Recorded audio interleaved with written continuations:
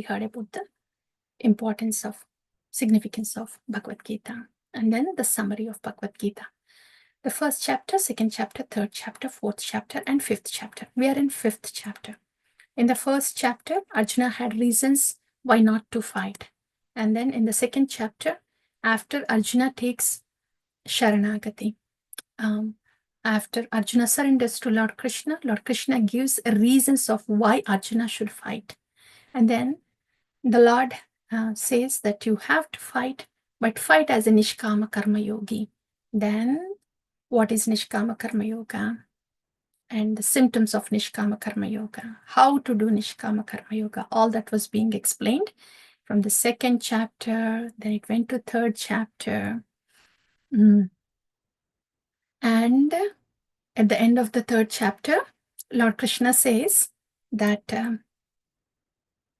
the lust can be conquered by transcendental knowledge. That's how the fourth chapter is about the transcendental knowledge. And at the end of the fourth chapter, Lord Krishna says, okay, now that you have heard about the transcendental knowledge, Arjuna, get up and fight. That's what Lord Krishna says. Then in the fifth chapter, today, Arjuna says, Krishna, I am sorry. It looks like I'm asking the same question again and again, but it's not clear to me, Krishna. Do I fight or not fight? One last time, can you please clear this for me? That's how the fifth chapter starts. So in the fifth chapter, what we are going to hear is, actually, the fifth chapter is the closing chapter for Nishkama Karma Yoga. It's really nice, dear devotees, knowing about this Nishkama Karma Yoga, especially for us, being the sadhakas. When the Lord is speaking, every finer details of what is service, what is Nishkama Karma Yoga, what is service, and how do you do it, and what do you think when you do that service, and what are the symptoms, and how do you engage your senses, how do you withdraw the senses. All those details about the service in sadhana bhakti, they were very nicely laid out by the Lord. So it was very nice, beautiful. And all that is going to come to a closure in the fifth chapter. So this is like one last time Lord Krishna is saying something about the Nishkama Karma Yoga. And after that, these topics would not come again about the Nishkama Karma Yoga. So today we will hear something about the Nishkama Karma Yoga and how to attain transcendence or liberation. That will be the big chunk today. But I was thinking, maybe in the next class, we will put together the salient features, the important points of second, third, and fifth chapter about the Nishkama Karma Yoga. And I think it will be very nice.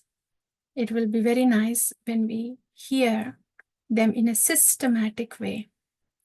That way, it will be very helpful for our service, dear devotees.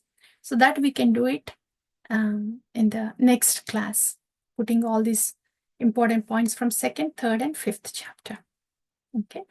But for today, the fifth chapter, we will be hearing about Karma Sannyasa versus Karma Yoga. What are those? And what is Lord Krishna recommending? And then some about the service. Some details about the service. All of them are important to us. So we'll hear something about the service. And there are many points about the symptoms of a Nishkama Karma Yogi. That is a big chunk today. And I would ask you to pay attention to these symptoms as they're being said as they are being spoken. They're more of meditative ones, dear devotees. It's a good opportunity for us. Sometimes some points are take-home points, some points are informative points, some are meditative points, some are points of reinforcement. Yeah. So in that way, most of it today, they are nice points of reinforcement. Let them just come and sit within us, and they will have its own effect on us when we carry out our service. It will be very helpful to us. So like that, the 5th chapter is very nice. Very nice. So we will hear about these topics today, dear devotees. I'm going to bring up the PowerPoint.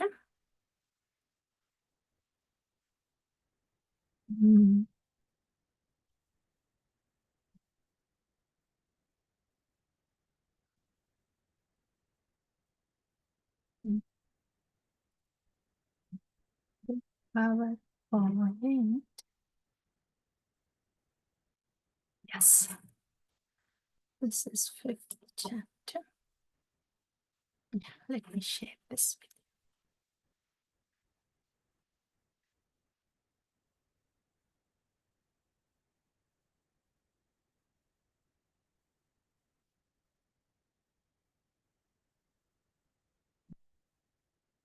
So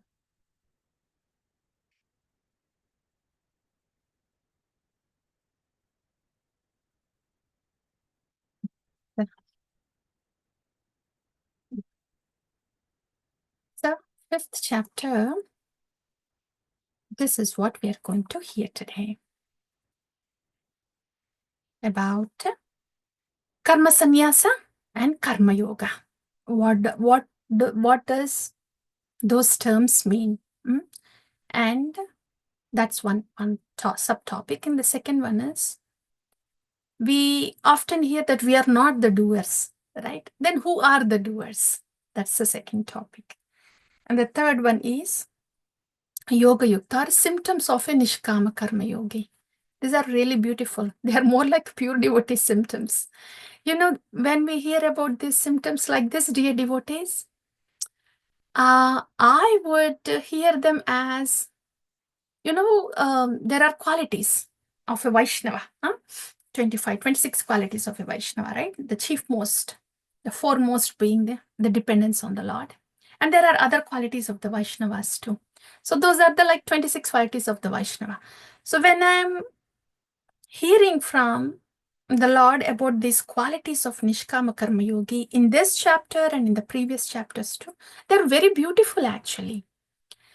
They are giving more details of what the Vaishnava qualities are. Say, your Vaishnava quality is a tolerance, right? Then detailed understanding and elaboration on what does it mean to be tolerant, like that. So it is very nice to hear these qualities of a Nishkama Karma Yogi. So that will be the third topic. And the fourth topic is liberation. I chose to call this as transcendence. Transcendence is a beautiful one. Transcending the modes. Past sattva is Vishuddha sattva. So transcendence, how to attain transcendence? And what are the symptoms of a transcendental person?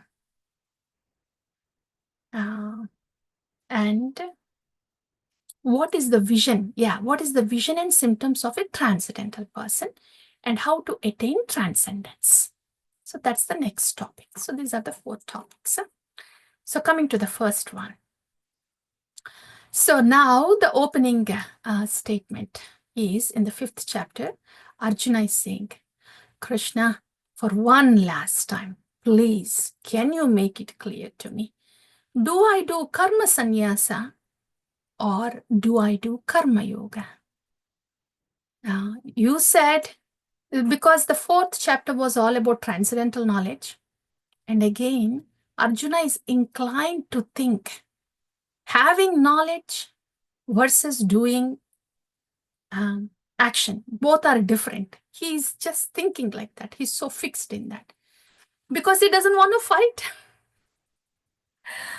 He does not want to fight. Arjuna. And that's why even when Lord Krishna is saying, how many times did the Lord say? He started saying it from the second chapter. Second chapter, he said, no, you have to fight. You fight like a Nishkama Karma Yogi. And then he says, like a Sthita Prajna, you fight. And then he comes to the third chapter again. When Arjuna says, do I fight or not? He says it again. The Lord says it again. No, you do fight because these are the reasons. You have to set an example, Arjuna. See, I am setting an example. Janaka Maharaj is setting an example.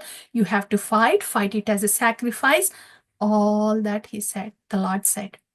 And then Arjuna said, yes, wonderful Krishna, but why is it that somebody doesn't want to fight? What is the sinful tendency? Where is it coming from? Oh, it's because of lust, Arjuna. And then that's why Lord Krishna had to say elaboratively about the transcendental knowledge. And even after saying that at the end of the fourth chapter, Lord Krishna says, now, Arjuna, you have heard about this transcendental knowledge. Equip with this transcendental knowledge, get up and fight. So, the Lord is not confusing Arjuna. But Arjuna was in such a deep denial and confusing mode that he is thinking that the Lord is confusing him. And that's why he's asking this question again in the fifth chapter. Can you please clearly tell me, do I fight or not fight? I am getting confused, as if the Lord is confusing him. Our situation is also like that, dear devotees. You know, in bhakti, it's more like a spiral case journey. Spiral case. It's not like straight staircase. It's more like a spiral case journey. You know, because this I heard it from His Holiness Sachinandana Maharaj in the very beginning. And it really made sense because, you know, in the spiral staircase, when you start at one point and you go around and come at the same point, and then go around and come at the same point to the third floor, go around, come at the same point to the fourth floor, then you think, what? I have been doing bhakti all these years. First year, second year, third year, fourth year, 10th year. Why am I coming to the same point? Am I making any progress at all? Why am I hitting this anartha again and again? Why is this obstacle coming again and again? But we don't realize that we have already climbed like first, second, third, fourth, fifth, or six stairs. But the anartha, whatever is an obstacle for us in the bhakti, all of us, dear devotees, we will have about two, three major obstacles internally, not so much externally. 2, 3 like that, and one of them may be a bigger one. Yeah. So those obstacles from the beginning of the journey, and even after we go on for a few years, it's the same thing that would knock, knock, knock on the door. Then we think, wow, isn't this obstacle gone yet? Am I doing my bhakti right? Why is it not gone? But the thing is, the frequency of knock, knock, knock on the door of the obstacle, the frequency of it would come down, and the intensity of the obstacle disturbing us, that intensity also comes down. It's a spiral staircase phenomenon. So we don't have to be discouraged that it's the same obstacle coming again and again internally. It will be there, the 2 or 3 things of that, but the frequency and intensity will come down slowly, slowly. Arjuna's condition is the same thing too. His major obstacle was he does not want to fight. First, second chapter ho gaya, third chapter is over, fourth chapter is over, and fifth chapter is the same thing. So then Lord Krishna says, that's Shri Bhagavanu Vacham, Sanyasa Karma Yogascha, Nihishreyasa Karao Ubhayo, tayostu karma sannyasat karma yogo vishishyate.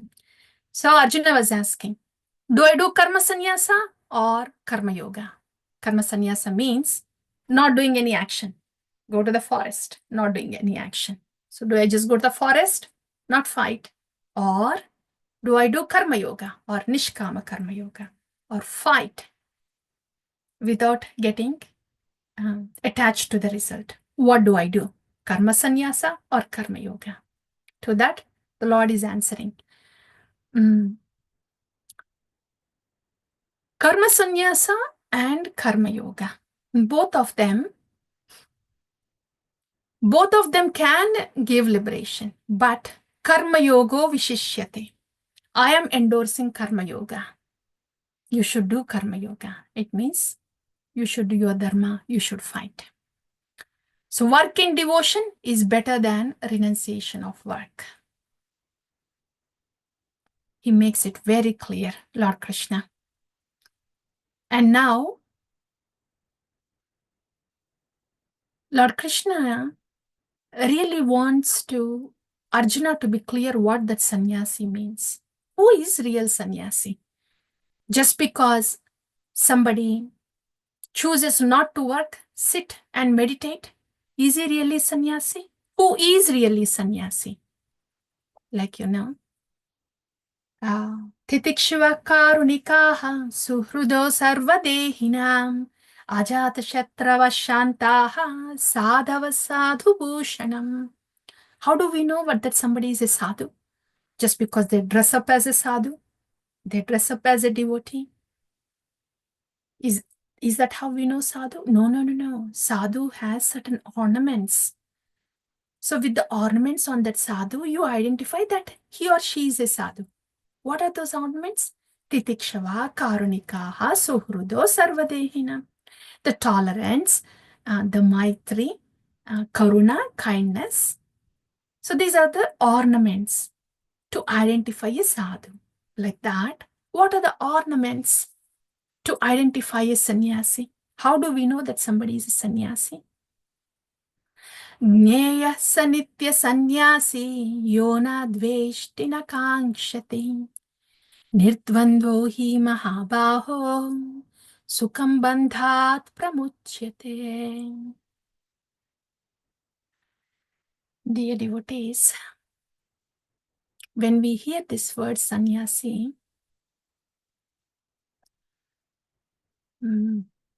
it's not necessarily somebody who's wearing sannyas dress or in the sannyasi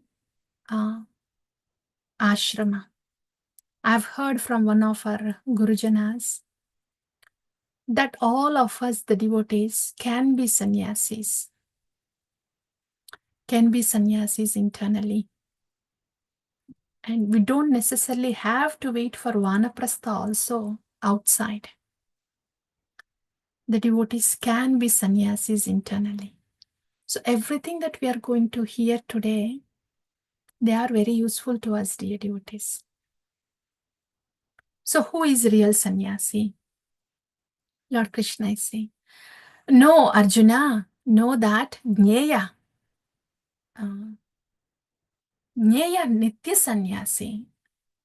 A person is nitya sannyasi, always a sannyasi, when yona dveshtina kankshati, when the person does not hate or desire the fruits of his activities. When he doesn't hate or desire the fruits of activities, number one. Nirdvandvo, there is no duality. No ups and no downs, no duality. No this and no that. No this and no that. No duality. Sukham bandhat pramuchyate. Sukham, always happy. Sannyasi, nitya sannyasi is always happy. Why? Bandhat pramuchyate. He is free of external attachments. So sannyasi is that person who does not have this tendency of hatred or desire who is not enthusiastic to entertain duality, and who is free of external attachments. And all of these things put together keeps that person happy, sukham. And we know these are not ordinary things. How can one be free of external attachment? When somebody has strong internal attachment. The whole Nishkama Karma Yogi is like that. It just indirectly gears us. It says, these are all the beautiful things that a person has. Very wonderful. But how can those beautiful things happen? Because of the internal attachment. So that is an unsaid thing in the sequence of all these verses. But this is who a Nitya Sannyasi is. And happy, Sukham. Nitya Sannyasi is always happy. Isn't that beautiful? Nitya Sannyasi is always happy. Susukham kartum avyayam. And then, what? Yeah, this continues. Karma Sannyasi, Karma Yogi. Okay. Yat Sankhye prapyate sthanam tat yogairapi gamyate ekam sankyam cha yogam cha yah pashyati sapashyati. Bhagavan is saying, it's the Jnana Yoga or Sankhya Yoga is not different from the Nishkama Karma Yoga or Bhakti Yoga. Because both of them lead to transcendence. So this is in the context of saying that the Nishkama Karma Yoga is no less than the Sankhya Yoga. Both of them lead to liberation. But having said that, the Lord is again endorsing and emphasizing Sannyasastu mahabaho dukkhamaptum ayogataha yoga yukto munir brahma nachirena adhigacchati. Very nice. So this was a theoretical statement that the Lord gave. Both the Jnana Yoga and or Sankhya Yoga and Bhakti Yoga can lead to the transcendence. That is a theoretical verse. But now coming to the practicality, the Lord is making it very clear. Sannyasastu mahabaho dukkham aptum ayogataha. If somebody is taking sannyasa, like the Jnana Yogis, when they just take up sannyasa, but dukkham aptum ayogataha, if they are ayogataha, if they are not aligning with me, if they are not doing devotional service to me, yoga is union with the Lord, connecting with the Lord. Connecting through the service is devotional service. So even if somebody is a sannyasa, if they are not doing the devotional service, dukkham aptum, they will undergo distress. If they are not doing devotional service as a way of connecting to me, they will undergo distress. Yoga yukto munir brahma na chirenadi gacchati.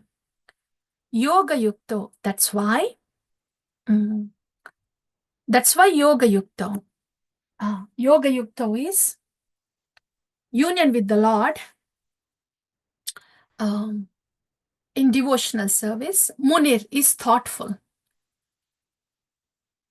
So thoughtfully performing devotional service, Brahma na chirenadi gacchati, will give eternal happiness in a not in a very long period of time. In other words, in a very short period of time, one can get eternal happiness by thoughtfully performing devotional service. If one chooses not to perform devotional service in the name of sannyasa, then they will undergo distress. So here the Lord has emphasized that one has to be in union with the Lord through the devotional service. For them, to not feel distressed, yeah, and to have happiness. So Lord Krishna made it very clear here in these verses. What is karma sannyasa? What is karma yogi? He has defined it. And then nitya sannyasi is such an internal thing. And if somebody avoids the karma yoga or activity for the Lord, then they will get distress. So that's why it's better to thoughtfully perform devotional service to the Lord to get eternal happiness.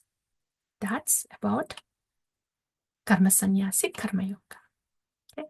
Now, qualities of a nishkama karma yogi, a pure devotee. Now that the Lord has said, better to do devotional service thoughtfully, that will give you eternal happiness. So, what are the qualities of this person who is doing this devotional service thoughtfully? What are the qualities?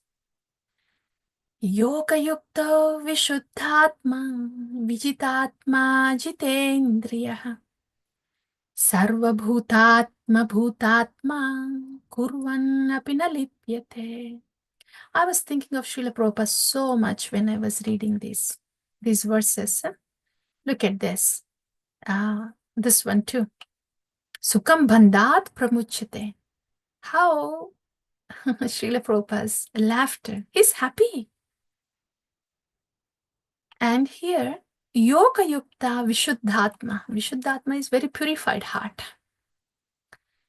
Very purified heart, right? So, yoga yukta, performing devotional service. And vijitatma jitendriyaha. He has control over the mind and also the senses. Sarvabhutatma bhutatma. Every living entity is dear to him, and he is dear to all the living entities. Kurvan apina lipyate. He works 24/7, but he is not touched, not entangled by the work.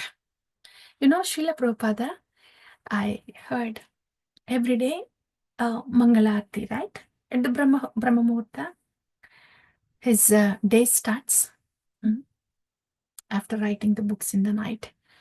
And by 8:30, 9 o'clock, however busy it might be, Srila Prabhupada would put everything aside. By 8:30, 9 o'clock, he takes the harmonium and he sings the Acharya bhajans. And that's the close of the day. That's how he closes the day, and then he goes to bed. 8:30, 9 o'clock. Kurvan apina lipyate. However busy the day might be, or intense the day might be, kurvan apina lipyate. He's not entangled. Yoga yukto vishuddhatma vijitatma jitendriyaham sarvabhutatma bhutatma kurvan apina lipyate. He's vishuddhatma. He's constantly in touch with Vishuddha Sattva. He's Vishuddhatma. And Brahmani adhaya karmani sangam tyaktva karoti yaha lipyatena sapapena padmapatram ivam vasa. Untouched. This is a common usage. Padmapatram ivam vasa, like a lotus leaf not touched by water. A devotee is like this because a devotee is so much anchored to the source of the Vishuddhatma, source of the Vishuddha Sattva. Then that's why Brahmani adaya karmani performs all the activities for the Lord, offering all the results to the Lord. Brahmani adaya karmani, all the karmas, offering it to the Brahman, the Supreme Lord. Sangam tyaktva karoti yaha. Untouched by the modes. Lipyatena sapapena, untouched by the sins. Like how? Padmapatram ivambasa, like the lotus leaf untouched by the water. Untouched by anything outside. No, not touched by modes, not touched by sins. Because he's in very much touch with the Lord within. Brahmani adaya karmani. Offering all the actions and results, everything to the Lord. And so those are the untouched by the modes, untouched by the sins qualities of Nishkama Karma Yogi, pure devotee. And now the next topic is about the service. I think this is one last time that we would hear. Now that the Nishkama Karma Yoga chapter is, the topic is closing in the 5th chapter. So this is our last opportunity to hear about the knowledge related to the service. Okay, we have heard this before, right? Why do we have to do the service? Are we really doing favor to the people around? Are we doing favor to Krishna? Are we doing favor to Guru? And if we don't do the service, our Gurudev, they cannot do their projects and their mission, and Krishna cannot get food if we don't cook. So, why are we doing this service? Kayena manasa buddhya kevalairindrayairapi yoginah karma kurvanti sangam tyaktvatma shuddhaye. The purpose of the service is atma shuddhaye, for one's own purification. Kayena, body, manasa, mind, buddhya, intelligence, kevalair, indriyair, api, all the senses, yogina, karma kurvanti. Yogina is in connection with the Lord. Karma kurvanti, doing that action. So in other words, all this kayena, manasa, buddhi, indriya, they are all offered in devotional service, sangam tyaktva, untouched by the modes, not yielding to the modes. With detachment from the modes. Why? For Atma Suddhaya, for one's own purification. So engaging body, mind, intelligence, senses, everything in devotional service, mindfully, not being affected by the modes, is for one's own purification, Atma Shuddhaye. It's not a favor to anybody.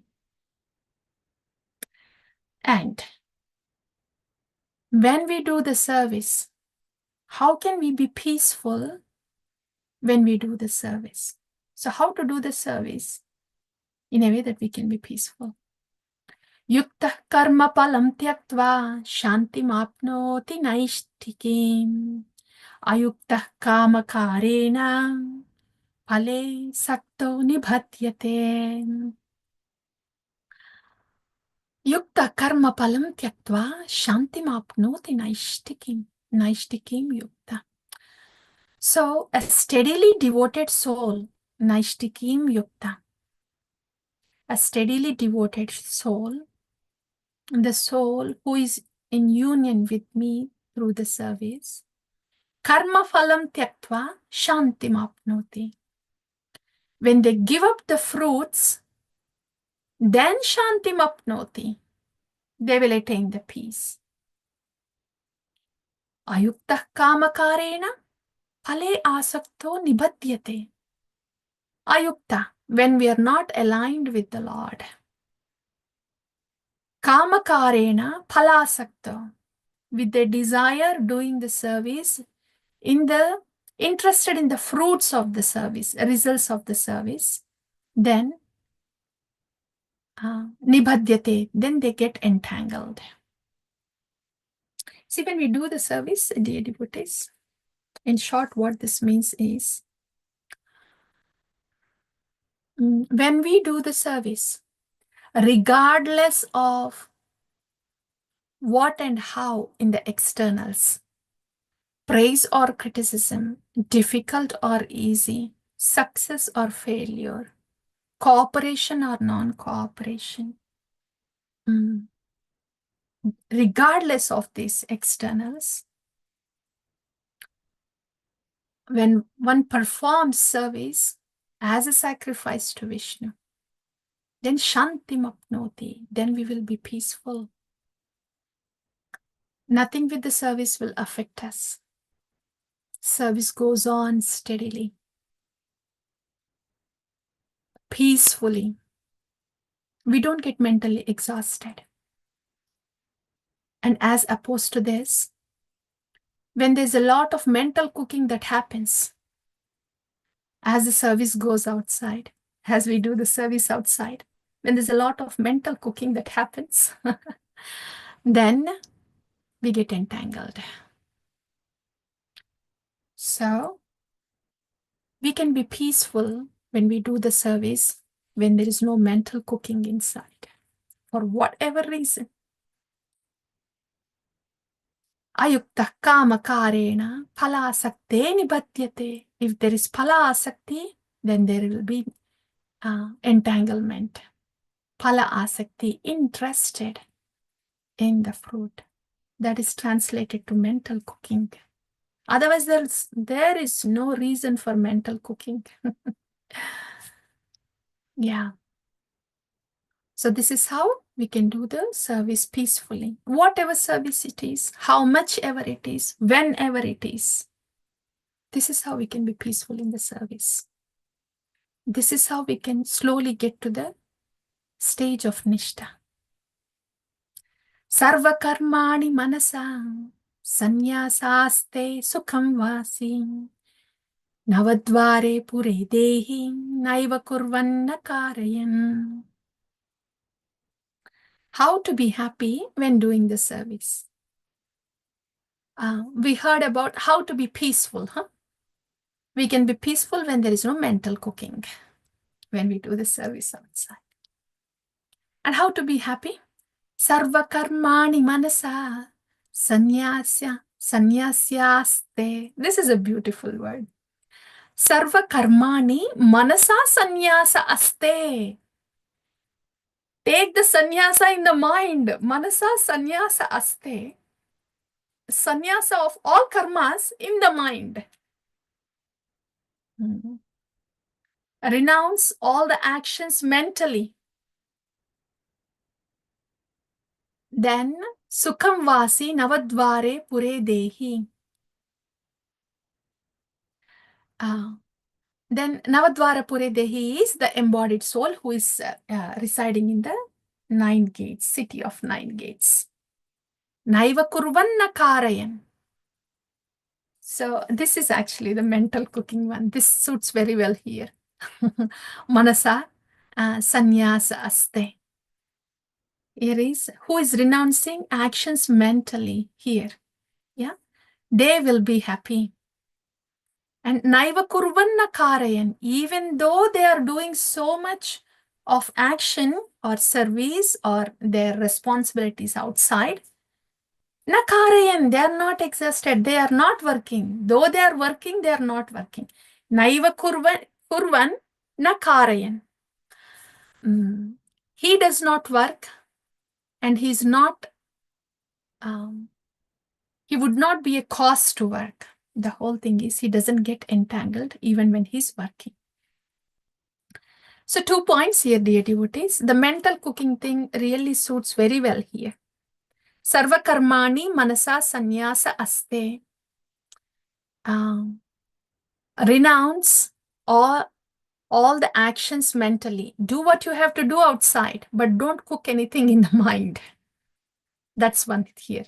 So no mental cooking, we will be happy. And the previous shloka is shantim, peace.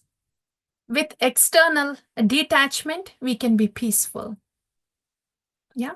So external detachment gives peace and no mental cooking will give us happiness.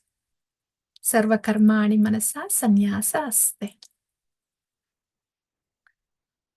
Yeah. External detachment gives peace.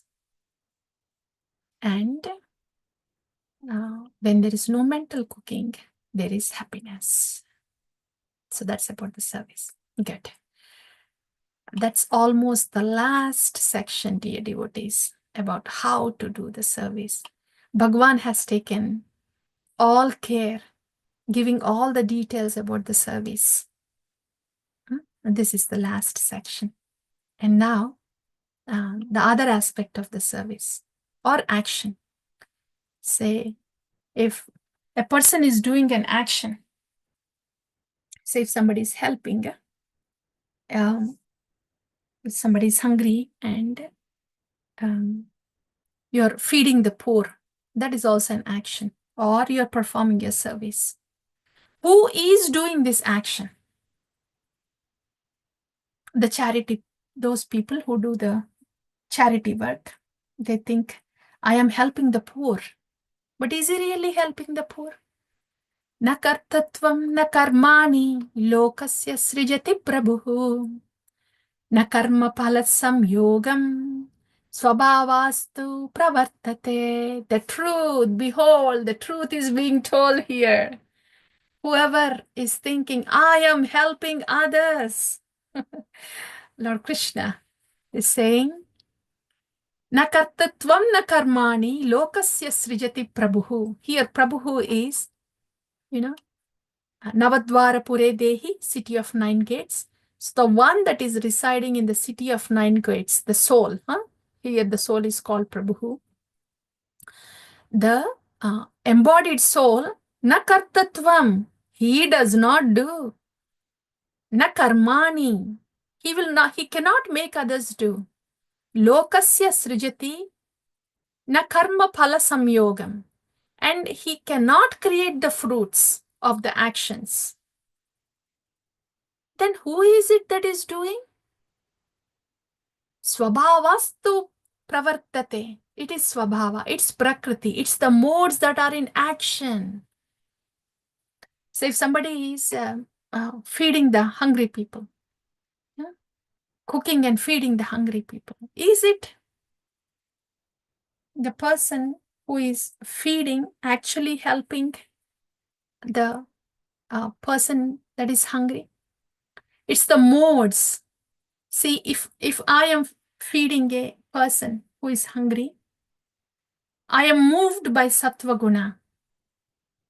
The kindness that I feel that I have to feed that person, the hungry person, that is sattva in action, not the soul in action. It's sattva, the mode is in action.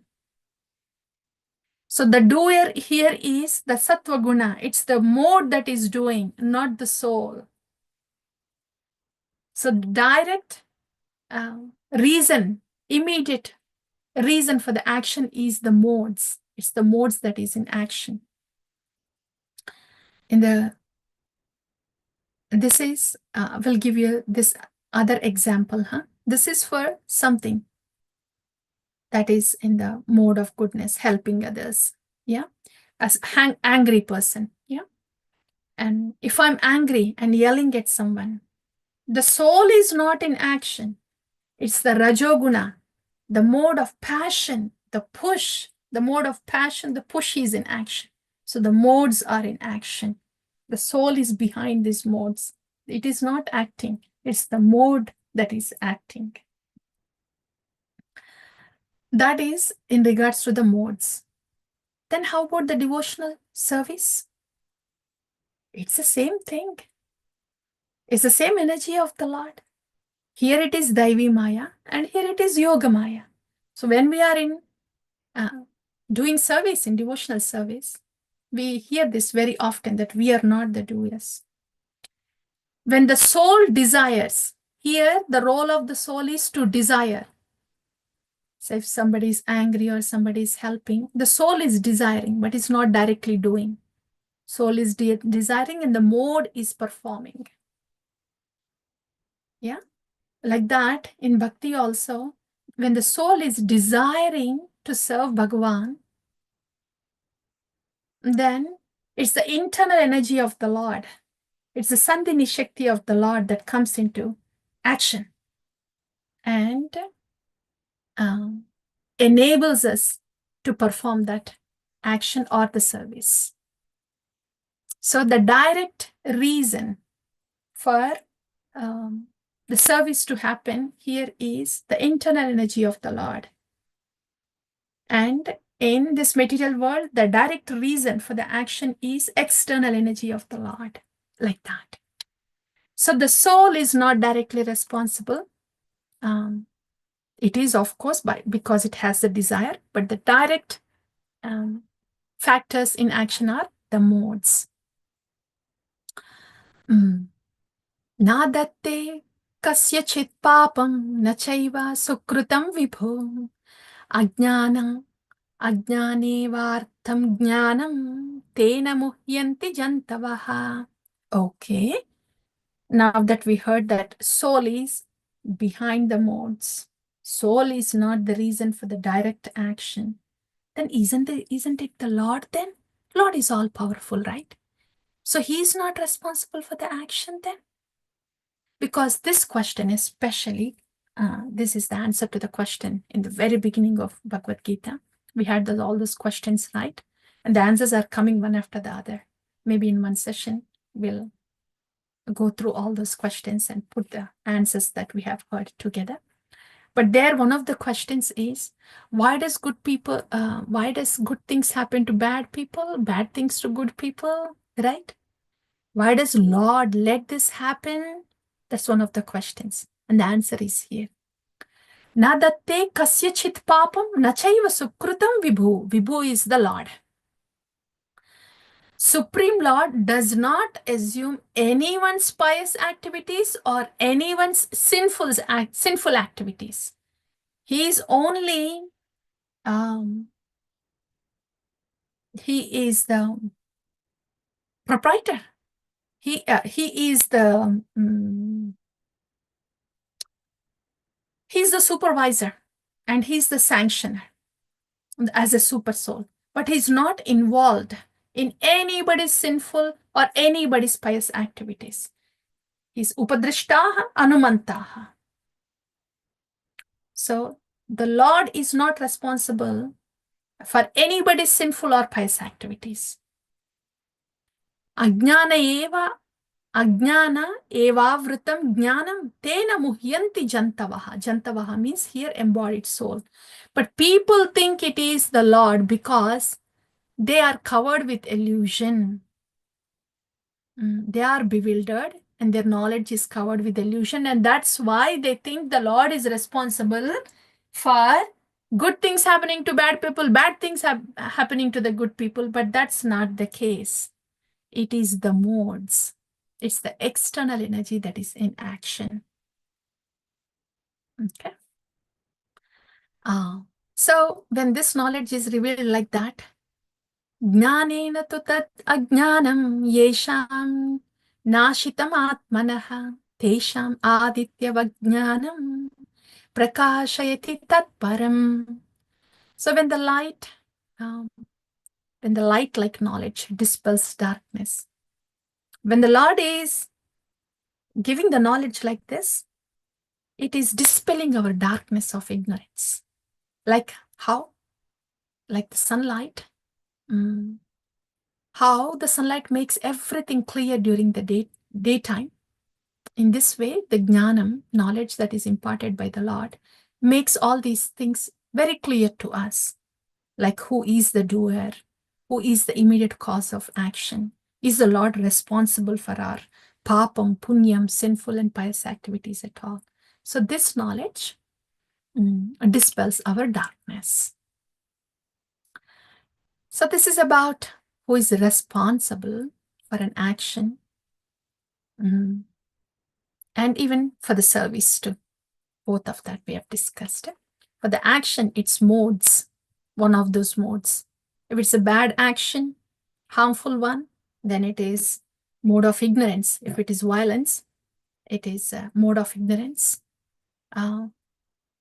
Helping, yes, for fame, it's passion. Helping, no fame, then it is mode of goodness in action. And if it is service, it's the internal energy of the Lord. That is the direct reason. So now with this, for us, dear devotees, application for us here is, we have heard this before again, that in bhakti, in the very beginning, prasadam adhigachyati, vitaraga bhaya krodha. By following the regulative principles and doing sadhana bhakti, prasadam adhigachyati, we are getting the mercy, and that mercy is carrying us through in bhakti. Right? That mercy is carrying us through in bhakti. And when we are doing the service, what mercy is carrying us? It's the internal energy of the Lord that is making us do the service. So, who is responsible for the service? It's the internal energy of the Lord. That. This is how the tattva, the knowledge is like a light and dispels the darkness of ignorance, which can cause pride in us. When we think we are doing it, that causes pride in us. But when this knowledge is given by Bhagavan like this, then we see things as such. It's just the reality that we are not the doers really. Yeah. Seeing reality, being in reality is humility. That's all. We're simply not the doers. And that's the reality. And that's humility. Okay, now transcendence, how to attain liberation. This verse and the last two verses, they go together, how to attain liberation. See, transcendence. Transcending what? The modes, right? Lower modes. Tad buddhayas tad atmanas tad nishtas tad parayanaha gachanti apunaravrattim jnana nirdusha kalmashaha. How to transcend the anger, how to transcend the laziness, and how to transcend all those things that are miserable, causes that cause misery for us and others. How to go beyond that. Tad buddhaya, tad atmanas, tad nishtas, tad parayanaha. Place the intelligence, place the mind, place your determination, and place your refuge in me, says Lord Bhagavan. Oh. So it is by holding on to Bhagavan through intelligence, through mind, through determination, and taking refuge in Him. That's how we can go beyond the modes. We can attain the transcendence. Jnana nirdhuta kalmashaha. The knowledge that is, this is all. If you notice this is about the knowledge. So this kind of knowledge, nirdhuta kalmashaha, it cleanses all the kalmasha, all the misgivings, and then brings us to transcendence. This is attaining liberation through jnana, dear devotees. And at the very end of the chapter, Lord Krishna explains about how to attain transcendence through Ashtanga Yoga and later the Bhakti Yoga. Okay, but this is about through jnana. Even then, for jnana also, they have to place their intelligence, their mind, their determination, everything in the Lord. They do it in the Brahma Jyoti. Nevertheless, this is how one attains transcendence through jnana. Okay. Now, these are all again wonderful things for us. What is the devotee's vision? Let's put it this way. How should a devotee's vision How should the vision of a devotee be? How should the vision of a devotee, how should it be? Vidya Vinaya Sampanne Brahmane Gavihastini Sunichaiva Swapakecha Pandita Samadarshinaha. Pandita, a learned person, they have Samadarshina. They see everybody with equal vision. Even a Brahmana, Vidya Vinaya Sampanne, even a Brahmana or a dog eater or an elephant, whoever it is, they see all of them as spirit souls. That's how a devotee sees the living entities. These are all this is the vision of a transcendental person. How do they see? This is how they see. They have equal vision. For us, the devotees, we see everybody as part and parcels of Krishna. That's the vision of a devotee. And what are the symptoms? Na praharshyet priyam prapya, nodvichet prapya cha priyam, sthira buddhir asammudho brahmavid brahmani stitaha. Na, again, Lord Krishna could just say, beyond the dualities, done, the whole chapter done, beyond the dualities. But Bhagwan is nicely giving the details. Na praharshet priyam prapya, nodvichet prapya cha apriyam. Priyam, something liking. Not being elated when something that is not being elated when something happens in liking, and not being disturbed when something happens which we don't like. So not being elated if something that we like happens, and not being disturbed when something that we don't like happens. Sthira buddhir asammodo, being steady in the intelligence. Brahmavid, Brahmane stitaha. Brahmavid knows the signs of Lord, signs of God. Brahmane stitaha, situated in transcendence. And this is really beautiful, actually. This is all description of Nishtha, Nishtha, Nishtha, Nishtha, Nishtha. Transcendence is beyond. No dualities. Not disturbed when something that we don't like happens, and not elated when something that we like happens. Being steady in intelligence, asammudo, means unbewildered, undisturbed, unbewildered.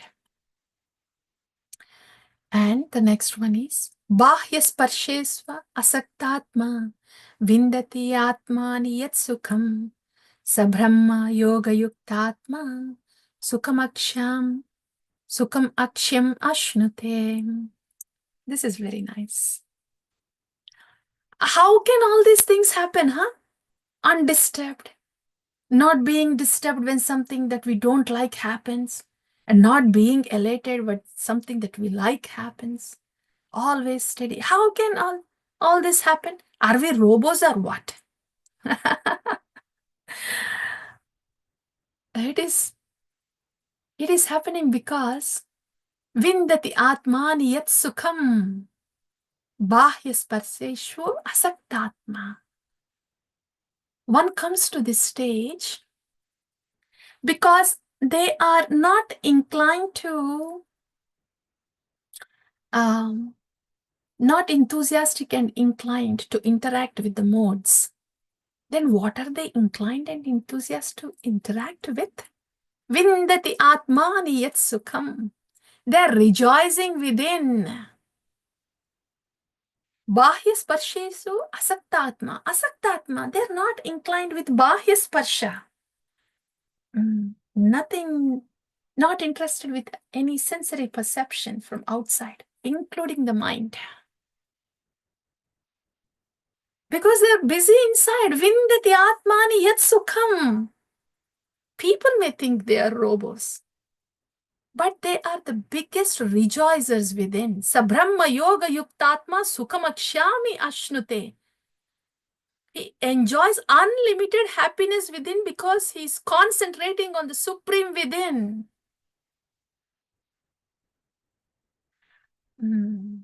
Vindati atmani yat sukham. So there's a lot of rejoicing that happens within, which enables all these things of asaktatma, not inclined to interact with modes much. And that's not an easy thing to happen because the modes pull us, draw us. Even if we don't want to, even if we are not inclined to. Actually, if we are not inclined to, if we are really not inclined to interact with the modes, we will see that we have no other way but to depend on the Lord. So when there is a lot of rejoicing happening within, look at this. Sabrahma yoga yuktatma sukham akshami ashnute. Enjoys unlimited happiness within because he's concentrating on the Supreme. That's the key.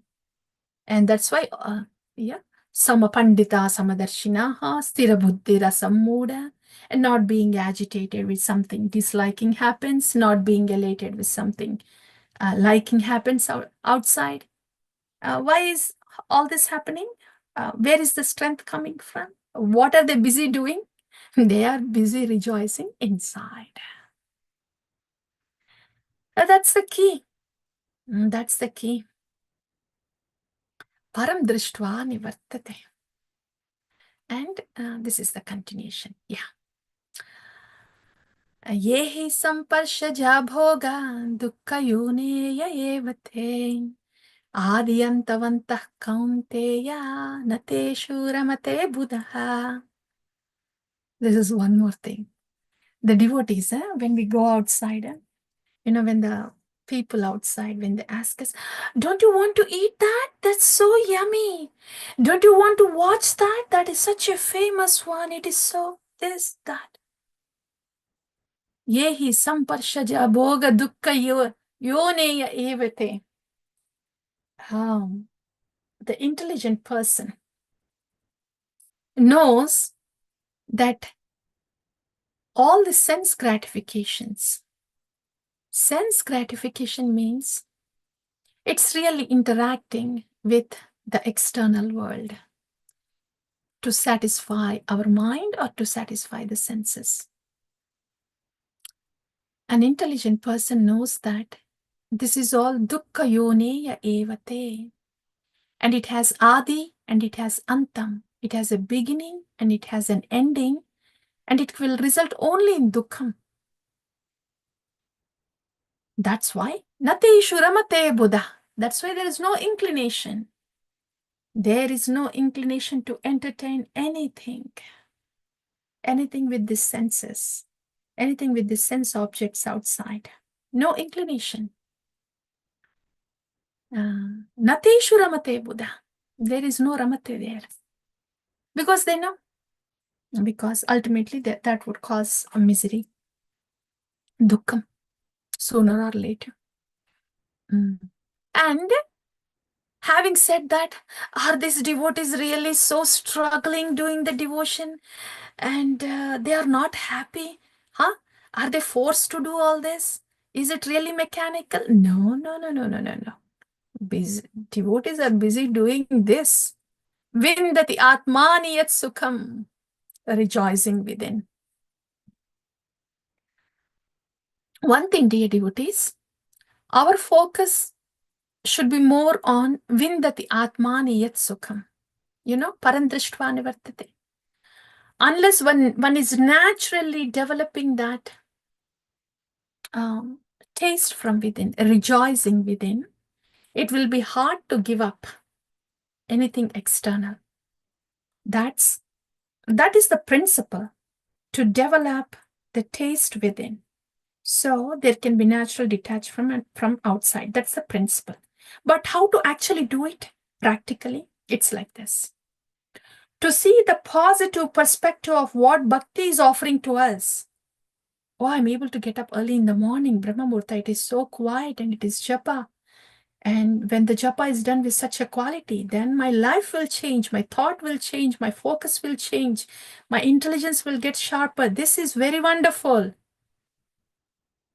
So, identifying, acknowledging, and reinforcing again and again the positive perspective of the subject matter. Here it is bhakti. So, reinforcing the positivity of what we are doing will increase our taste to do, increase our taste in what we are doing and to continue what we are doing. This is how we cultivate param drishtva nivartate. Our thought and effort is to look at how, to see the whole thing in a positive perspective of how it is helping us. Naturally, whatever is drawing us away from this, naturally, the strength of that distraction pulling will come down because we are reinforcing the positive aspect of it. See, for example, getting up early in the morning and Brahma Murta is such wonderful things. There are zillion things that are wonderful about that. If you are focusing on that, then late night watching TV, and that will not be so attractive because we are focused on seeing all the positive things that can happen by getting up early in the morning and doing japa. So this is how we cultivate param drishtva nivartate. Then automatically the obstacles or the pullings, they will slowly get weakened and we lose the taste for it because we are gaining taste in the higher taste. So that's how we do. So that's why nateshu ramate Buddha. That's why anything external sense gratification, there is no taste for it. They don't want to taste it because they're tasting something higher within. Shaknotaiva yashodum praksharira vimokshanat kama krododbhavam vegam sayukta sasukhi nara. Next thing. How to be happy? Who can be happy the whole life? Is there just a pill that one can take that they can be happy the whole life? Being happy whole life is an ongoing process. But what is the process? To tolerate the urges that come from within. Only that gives happiness. It's the same thing that was said in the second chapter, Lord Krishna in Sthita Prajna. Apuryamanam achalam pratishtam. Samudramevaha pravishanti sarve. There also, all the rivers with agitation, they come to Samudra, to the ocean, but the ocean absorbs all of it undisturbed. So the urges will come from us because passion is there within us. Passion means gush, urge. Vacho vegam, manasa krodha vegam, udara vegam, upashta vegam, vegams will come. We don't have to be disappointed. Oh, how many vegams are coming? They will come. They will slow down. But when the urge is coming, it means immediately there is a need to tolerate. So we put this together. Urge coming out means there is a need to tolerate. And only then one can be happy. This is Sri Bhagavan Uvacha, Lord Krishna saying. You cannot be happy without tolerating the urge. You cannot be happy with yielding to the urge. Sooner or later, it will lead to distress. So how can one be happy the whole life? Shaknoti eva yashodum. Shaknoti, being. Iha eva yashodum. in this body. Shodam is tolerating. So one who can tolerate in this body, Prak Sharira Vimokshanat, before giving away this body. One who can tolerate the urges. What are the urges? Kama, Krododbhavam, Vegam. The lust and anger. All these urges.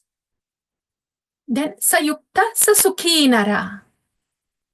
Then that person can be happy.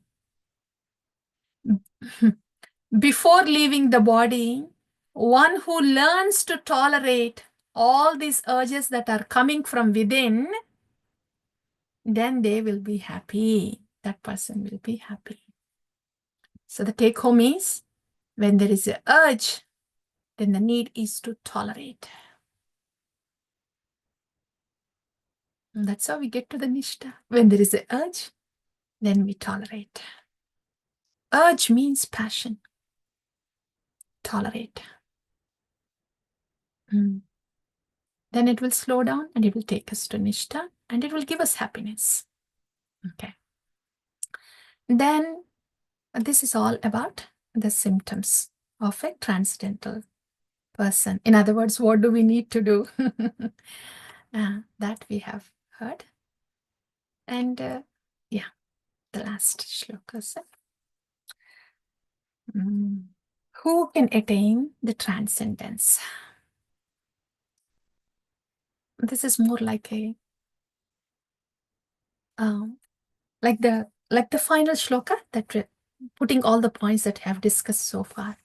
Yo antasukho antararamas tadantar jyotirevaya sayogi brahma nirvanam brahma bhuto adhigacchati labhante brahma nirvanam rushaya kshina kalmasha chinnadvaitha yatatmana sarvabhuta hiterataha.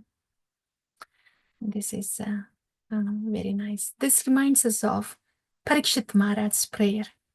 Maitriyastu sarvatra namo dvijebhyaha. This is nice, dear devotees. This is very, who attains the supreme? I mean, what qualification do we have? Do we need to have to go beyond the modes? How can we go beyond the modes? Yo antasukho antaratma tadantar jyoti. Those whose happiness is within, who is actively rejoicing within. This is what we just discussed, dear devotees. Actively rejoicing. When we took the example of getting up in Brahma Muhurta and doing the japa, we are actively, voluntarily seeing the whole thing in a positive perspective and appreciating and valuing all the benefits that come when we do it. And through that, we are being satisfied, and that will slowly develop into rejoicing.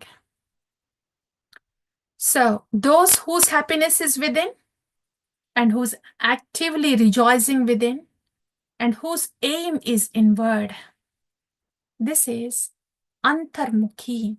Devotees are two kinds generally, bahirmukha and antarmukha.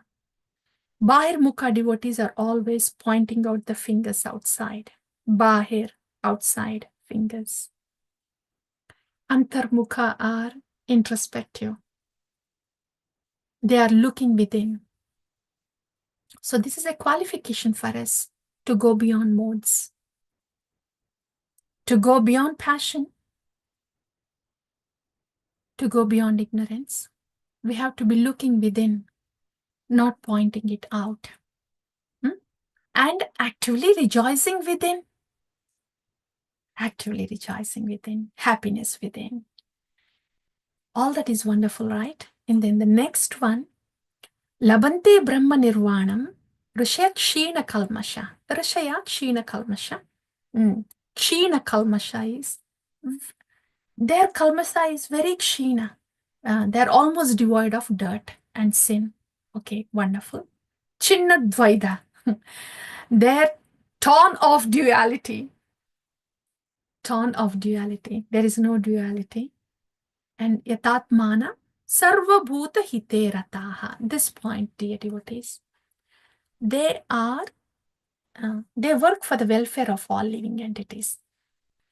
This is an important point. This is also one of the requisites, qualifications for us to go beyond the modes.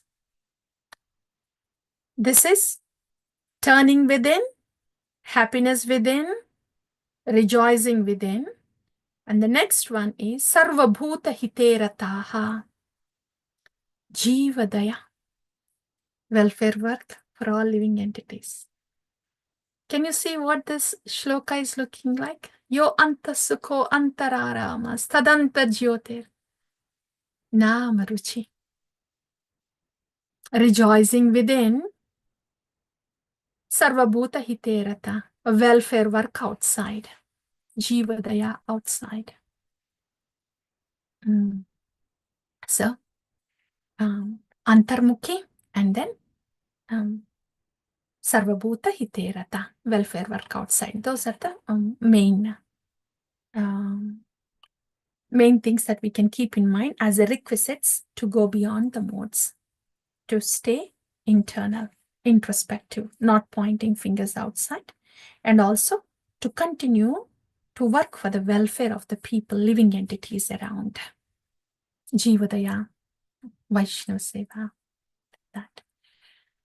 And the final slide. Okay. So this is two things, it's more like a qualifications that we have heard. Now Lord Krishna is, he is giving the knowledge of how to attain this supreme, the transcendental position. We already heard the first shloka was through Jnana Yoga, and the last two here is Ashtanga Yoga and Bhakti Yoga. So Lord Krishna explains that one can achieve transcendence or go beyond modes by Ashtanga Yoga also. In those 2-3 slokas, Lord Krishna explains how to do Ashtanga Yoga. In very quickly, he explains that. And after that, this is the last shloka. To enter into the samadhi or transcendence,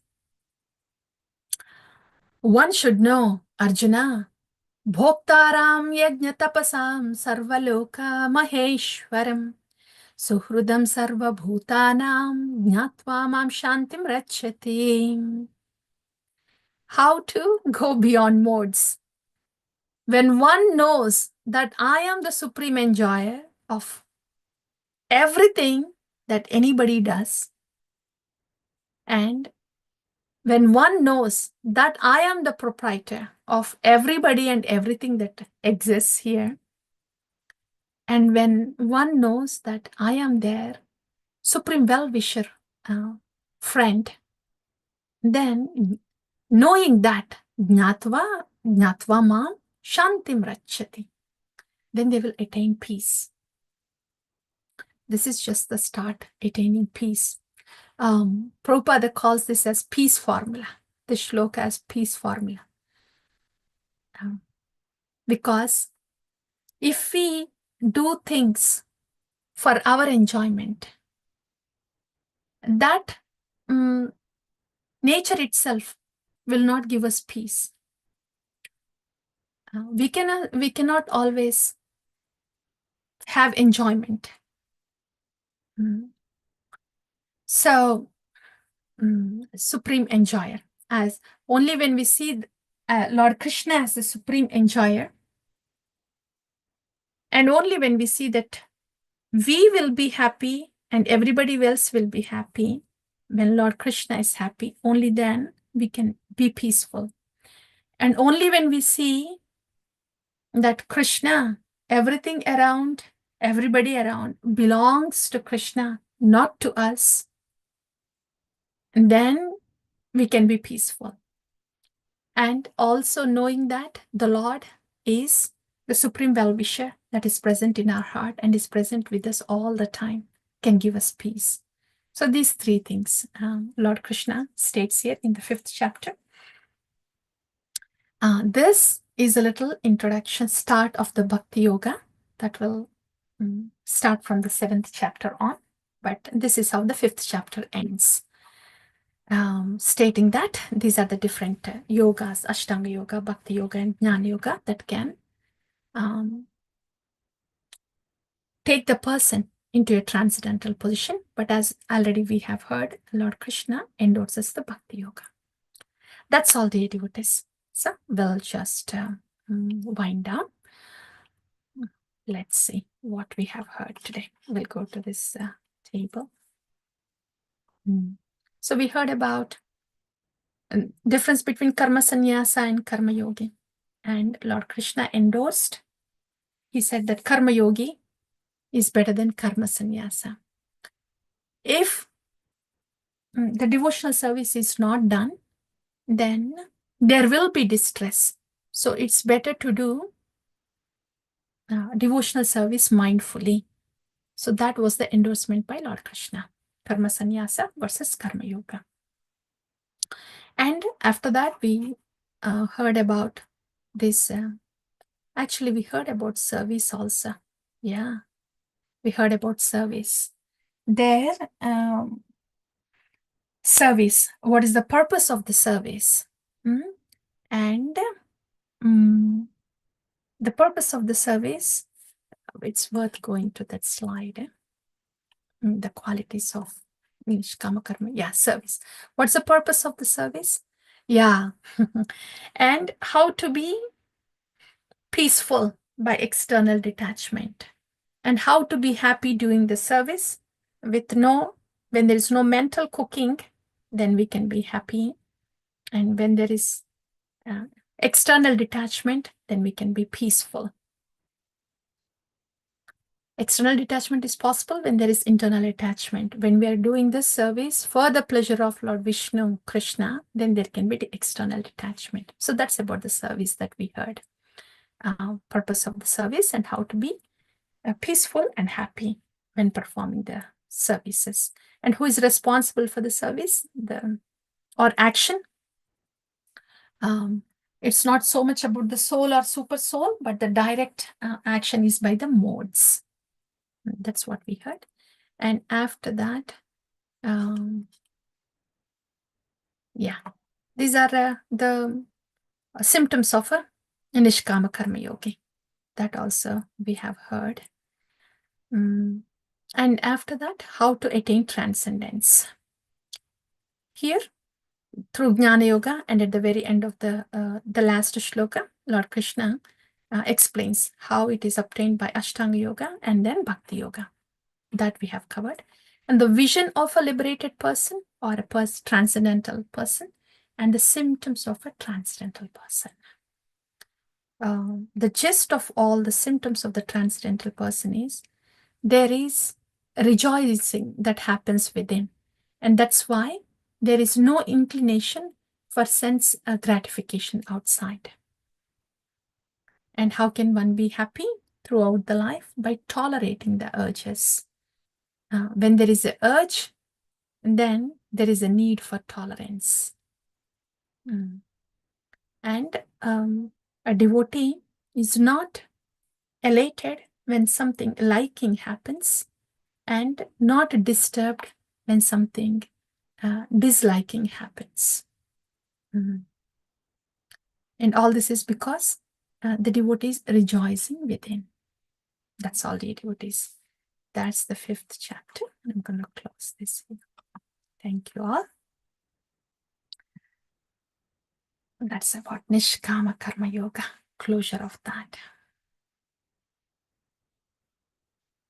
Anything? Anyone?